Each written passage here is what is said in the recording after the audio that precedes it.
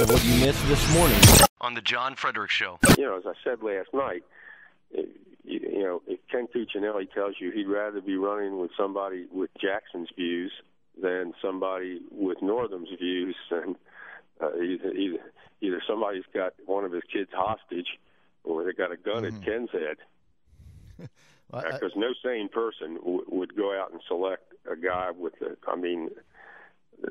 Jackson's got more problems than a math book, and that article in the Washington Times certainly was not helpful to him with the bankruptcies, the resume padding. Those things never look good. Hey, if it's okay, Senator, we've got a caller that would like to ask you a question. We got Steve in Haymarket. How are you, Steve? You're on the John Fredericks Show with State Senator Dick Saslaw. Yeah, I just wanted to ask about the last time you were on, you were talking about a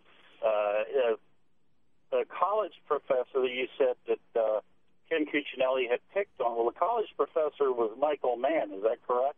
I don't remember. I think that was his name. He filed a lawsuit against Virginia because he didn't agree with the data. And keep in mind, we're not talking about a guy who's a climatologist. We're talking about a guy who's Attorney General, and to single out one person's research because you don't believe in climate change or man-made climate change, it, quite frankly, was costly not only to the state of Virginia, but when these schools, Steve, when they seek out college professors, and you've got something like that in the pipeline, a lawsuit like that in the pipeline, and you're trying to recruit top-notch scientists, you're not going to come here if that's the environment they have to walk into. It's a big problem. Michael Mann is not a climatologist. He's a geologist. He has no qualifications to do the research. But that's for the university to make a decision. That's not for the Attorney General to make a decision. That's for the university. All Ken Cuccinelli was trying to do is since Virginia paid $400,000 for his research, he just wanted to see the data. The data Virginia has yet to be a lot more, paid almost that much for that lawsuit. The point is that, in other words, I can move dirt and put pipe in, but I'm not qualified to do brain surgery. I don't think anybody would want me to do brain surgery on them if I'm not qualified. If you did that, the Attorney General would not be going after you. The local Commonwealth attorney might. But that's the university's decision, and that's a funding decision made by the General Assembly. He went after this man strictly not because of qualifications. He went after this man because of his research. That to me is a huge problem.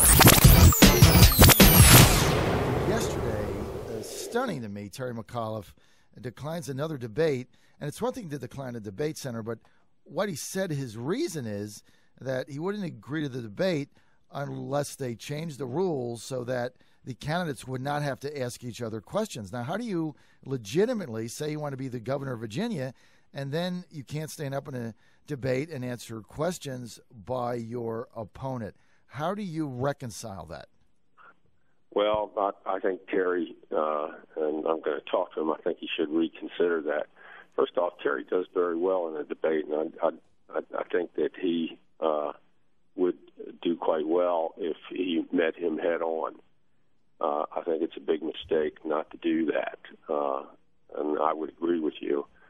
I don't know the reasoning behind that, but it's the advice that I would give to him is go ahead and have a free and open debate.